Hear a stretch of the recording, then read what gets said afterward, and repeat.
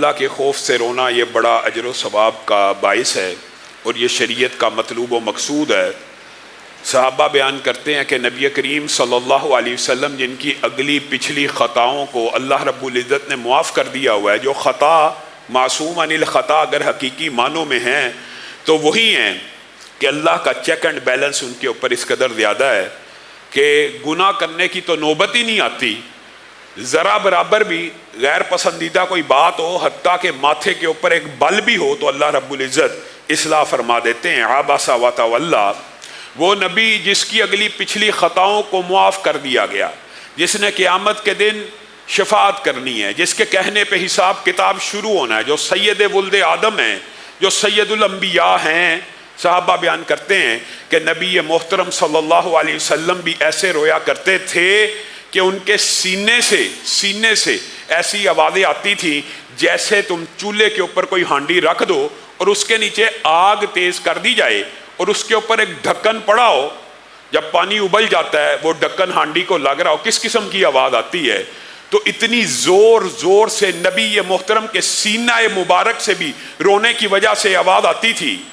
اور نبی کریم صلی اللہ علیہ وسلم جب صحابہ کو ڈرایا کرتے تھے، یا ایھا الناس اتقوا ربکم ان زلزلۃ الساعۃ شیء عظیم، یہ جب آیت مبارکہ کی نبی کریم صلی اللہ علیہ وسلم نے تلاوت کی، اور ساتھ یہ تو خیر قیامت کے دن کی ہولناکیاں ایک الگ مستقل موضوع ہے، لیکن یہاں پہ کہا کہ تمہیں پتہ یہ کون سا دن ہوگا؟ صحابہ نے کہا کون سا دن ہوگا؟ نبی کریم صلی اللہ علیہ وسلم نے ڈرانے کے انداز میں کہا یہ وہ دن ہوگا کہ آدم علیہ السلام کو اللہ مخاطب ہو کے کہے گا اپنی اولاد میں سے جہنمیوں کو علیحدہ کر لو۔ حضرت آدم پوچھیں گے اے اللہ میری اولاد میں سے کتنے جہنمی ہیں؟ تو اللہ رب العزت ان کو کہیں گے کہ اپنی اولاد میں سے ہر 1000 میں سے 999 کو جہنم کے لیے علیحدہ کر دو۔ صحابہ زاروں کتار رونا شروع ہو گئے۔ نبی محترم صلی اللہ علیہ وسلم نے ان کو تسلی اور تشفی بھی دی کہ اللہ کی بارگاہ میں رونے سے اور تم جیسے لوگوں کو ان احوال میں شامل نہیں کیا جائے گا۔ لیکن میرے بھائیوں، حقیقت بات یہی ہے، حقیقی عقل مند وہی ہے جو اللہ سے ڈر گیا، جو اللہ رب العزت کے خوف میں مبتلا ہو گیا۔ حقیقی عقل مند وہی ہے جس نے اللہ کے خوف کو اپنے دل میں جاگزیں کیا، اور یہی رمضان کی گرد و غایت اور اللہ کا خوف جلوت میں تو ہے، خلوت میں نہیں ہے۔ آج آزمائشوں نے، آج گناہوں کے لیے موجود فیسلٹیز نے، سہولتوں نے نئے ایک دور کا آغاز کر دیا ہے۔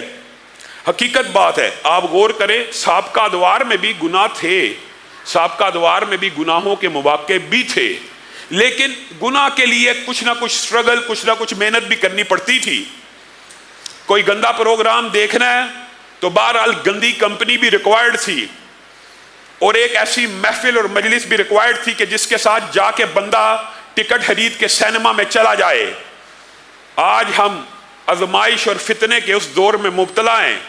ایک انگلی کے نیچے آپ کی ایک انگلی کے نیچے WhatsApp, Facebook, Twitter, YouTube, Dailymotion, Yahoo, Google, جتنے بھی سوشل میڈیا کے پلیٹ فارمز ہیں ایک انگلی کے نیچے ہیں، اور آپ جو مرضی دیکھنا چاہیں، برہنہ عورت ہو یا عورتیں مردوں کو دیکھنا چاہیں، جو کچھ مرضی دیکھنا چاہیں گے ایک انگلی کے کلک کے نیچے موجود ہے۔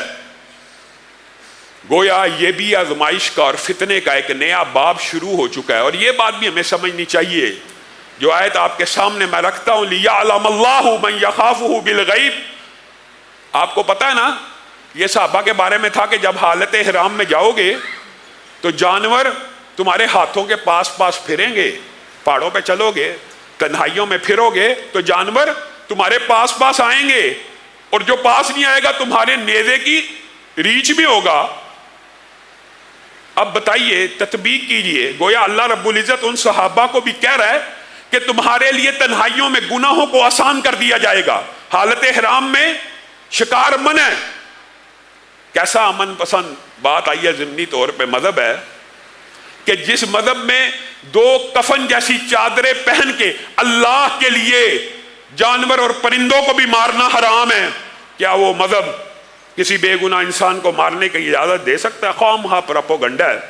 یعنی تنہائی کے اندر صحابہ کو کہا گیا گناہوں کو یہ بات آسان کر دی جائے گی، اور آج کے دور میں تطبیق کیجئے۔ حقیقی بات یہ ہے جو بندہ آج بھی حیا رکھتا ہے، اللہ کے فضل سے ہم سب مسلمان ہیں۔ آپ نے دیکھا ہوگا ہماری کفیات خلوت میں مختلف ہیں اور جلوت میں مختلف ہیں۔ لوگوں کے سامنے ہم حاجی ہیں، نمازی ہیں، مولوی ہیں، علامہ ہیں، مفتی ہیں، لوگوں کے سامنے نمازی ہیں، لوگوں کو میری کرپشن کا پتہ نہ چل جائے، لوگوں کو میری بے حیائی کا پتہ نہ لگ جائے، لوگوں کو میری بد عملی کا پتہ نہ لگ جائے۔ یستخفون من الناس ولا یستخفون من اللہ وہو معہم۔ یہ خلوت کے جو گناہ ہیں محدثین اور مفسرین نے لکھ دیا ہے، تنہائی کا گناہ اتنا بدترین گناہ، اتنا بدترین گناہ ہے کہ انسان کے دل سے ایمان کو صفا چٹ کر دیتا ہے اور انسان منافقوں میں شمار ہو جاتا ہے۔ لوگوں کے سامنے اور زندگی، تنہائی میں اور زندگی، اور لوگوں سے ڈرتے اور اللہ سے نہیں ڈرتے۔ اللہ نے منافقوں کے بارے میں یہ بات قرآن پاک میں کہا ہے، لوگوں کا خوف ہے، لوگوں کے سامنے اچھا بننا اچھا لگتا ہے، لوگوں کا بڑا خوف ہے، اور یہ شرم ہوتی ہے لوگوں کی، ہونی بھی چاہیے، معاشرتی اخلاق اور اقدار، اور یہی بات کا تقاضا ہے۔ لیکن اس اخلاق کا تقاضا یہ ہے اگر اللہ کی مخلوق سے ڈرتے ہو اس کے سامنے کہ ان کو ہمارا پتہ چل جائے گا، تو جب تم تنہا ہوتے ہو تم یہ گمان کرتے ہو تمہارا رب تمہیں دیکھ نہیں رہا یا تمہارے ساتھ نہیں ہے، اس سے کیوں نہیں ڈرتے؟ حقیقت میں تو اس سے ڈرنا چاہیے۔ ان تعبد اللہ کأنک تراہ۔ اسلام کا مقصود اور مطلوب یہ ہے۔ احسان کیا ہے؟ حدیث جبریل بھی آپ سب نے سنا ہے، پڑھا ہے۔ احسان کیا ہے؟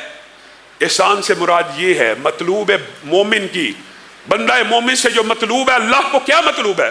ان تعبد اللہ کأنک تراہ۔ اللہ کی ایسی عبادت کرو، کیسی؟ جیسے رب کو دیکھ رہے ہو۔ فَإِن لَمْ تَكُنْ تَرَاهُ فَإِنَّهُ يَرَاكَ۔ اے بندہ مومن، اگر تیرے دل میں یہ خشوع و خضوع کی کیفیت پیدا نہیں ہوتی کہ تو اللہ کو دیکھ رہا ہے، یہ کیفیت پیدا نہیں ہو رہی، تو کم از کم یہ تو مان لے، یہ تو جان لے کہ وہ تو تجھے دیکھ رہا ہے۔ اس سے کیسے بچو گے؟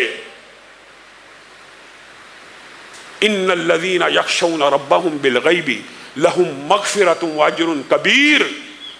اور یہ بات بھی یاد رکھیے، تنہائی کے اندر انسان یوٹیوب پہ بیٹھا ہے، کئی مرتبہ ایسے پیج آٹومیٹک کھل جاتے ہیں، کئی مرتبہ ایسی فحش تصویریں آٹومیٹک آ جاتی ہیں، پھر ان کے اوپر نظر نہیں جمانی، پھر اگر ان کو کلوز کرو گے، ان کو بند کرو گے، بار بار اللہ کے خوف کی وجہ سے یہ ادراک اور شعور رکھتے ہوئے کہ ہمارا رب ہمارے ساتھ ہے، دیکھ رہا ہے، نوٹ کر رہا ہے۔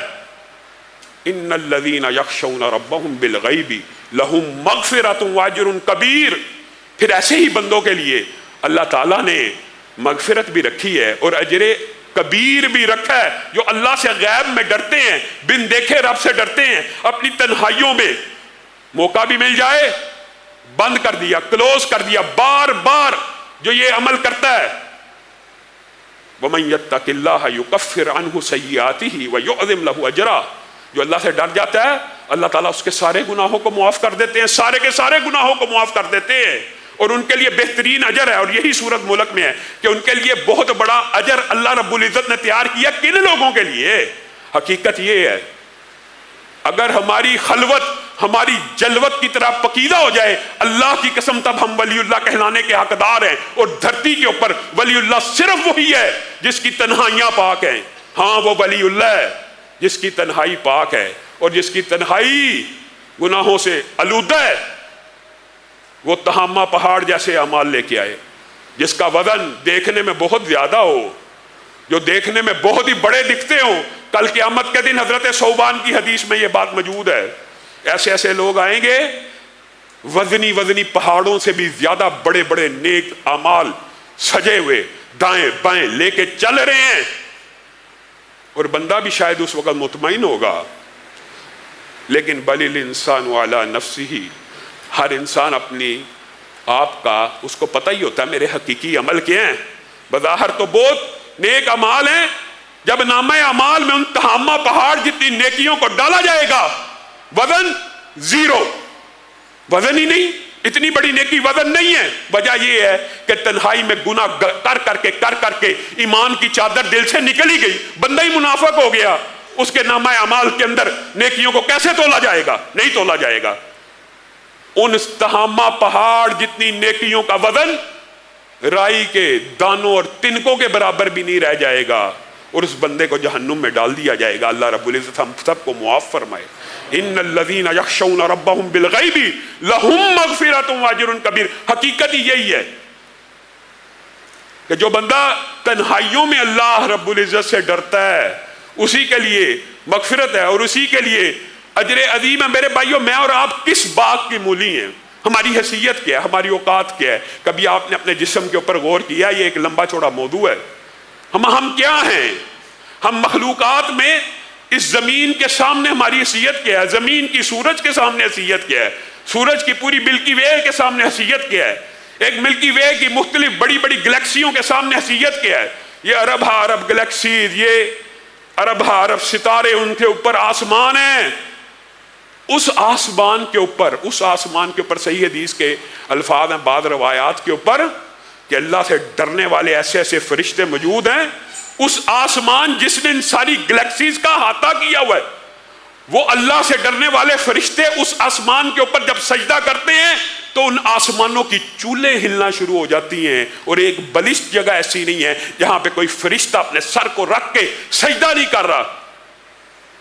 میں اور آپ کیا ہے؟ جبریل امین، جن کے 700 سے زیادہ پر، جن کے سینکڑوں پر بعض روایات میں، اتنے بڑی مخلوق اللہ کی کہ پر پھیلائیں تو پورے کا پورا آسمان چھپ جائے۔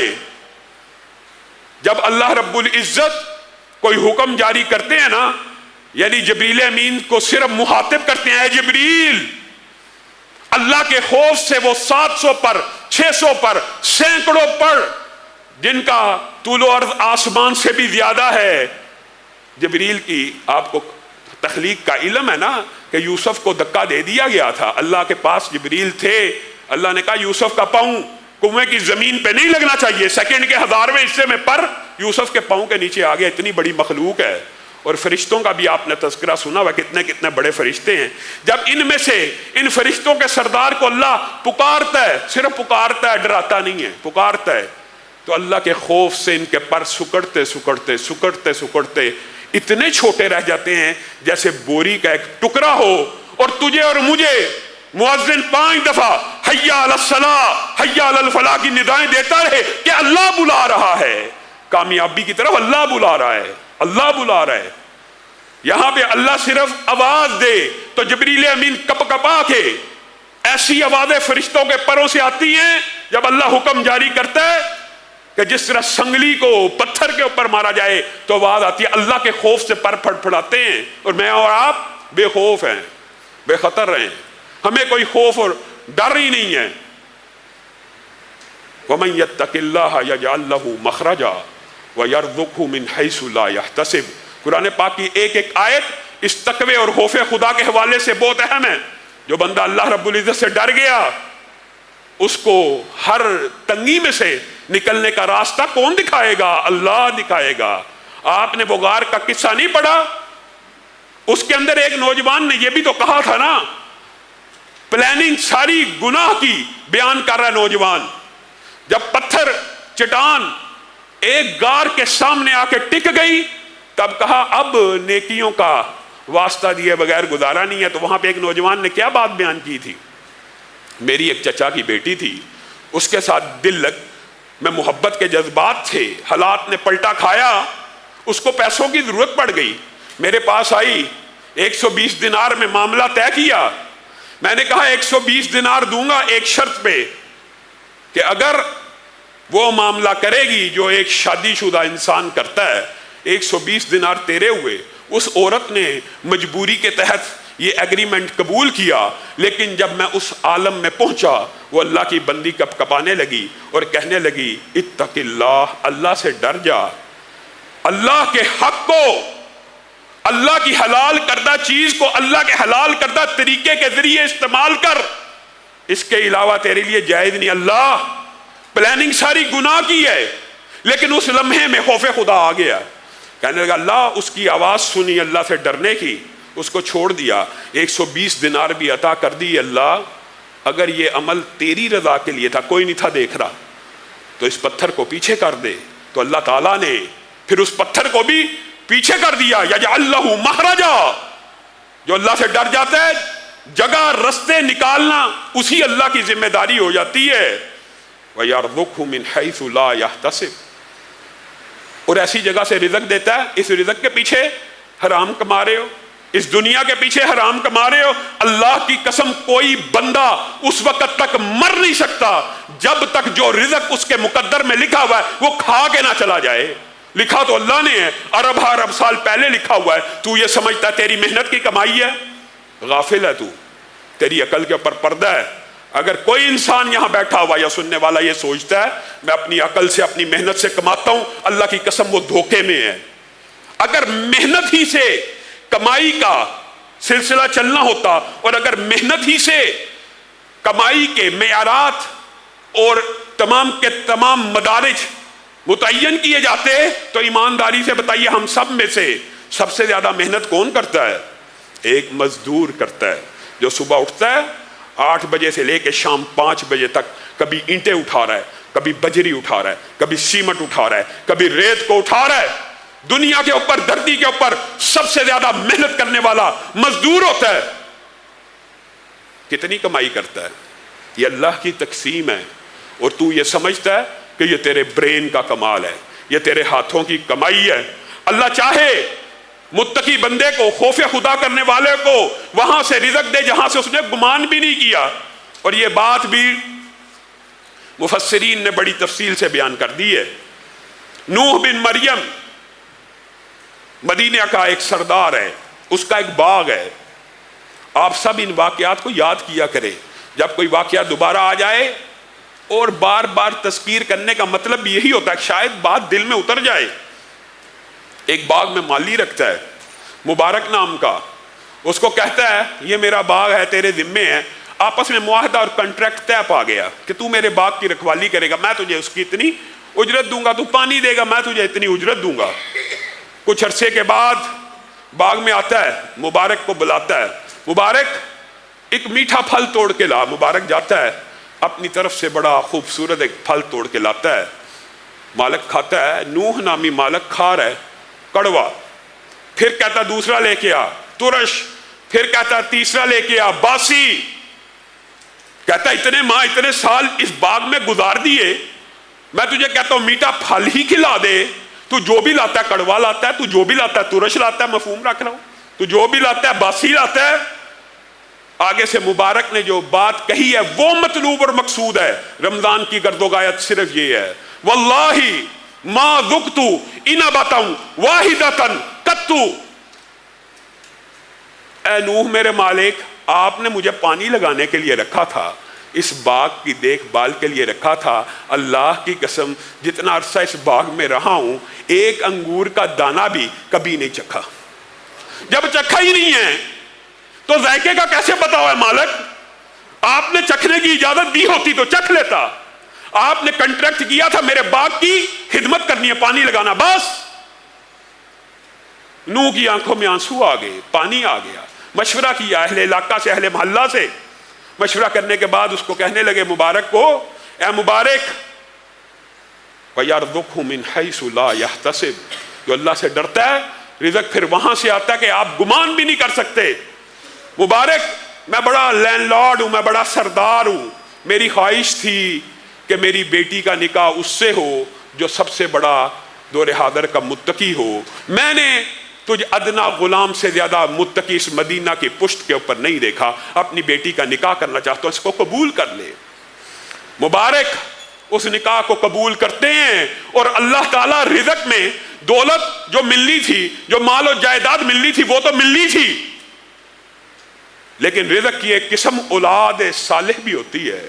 کتنا عمدہ رزق دیا اس خوف خدا کے نتیجے میں مبتلا ہونے والے نکاح کے بدلے میں۔ سید التابعین، سید المجاہدین، سید المحدثین عبداللہ ابن مبارک پیدا ہوئے کہ جن کا نام سن کے حدیث کا آج بھی طالب علم اس کی پلکیں احترام سے جھک جاتی ہیں۔ اس نکاح کے نتیجے میں پیدا ہوئے. وَمَن يَتَّقِ اللَّهَ يَجْعَل لَّهُ مَخْرَجًا وَمَن يَتَّقِ اللَّهَ يَجْعَل لَّهُ مِنْ أَمْرِهِ يُسْرًا.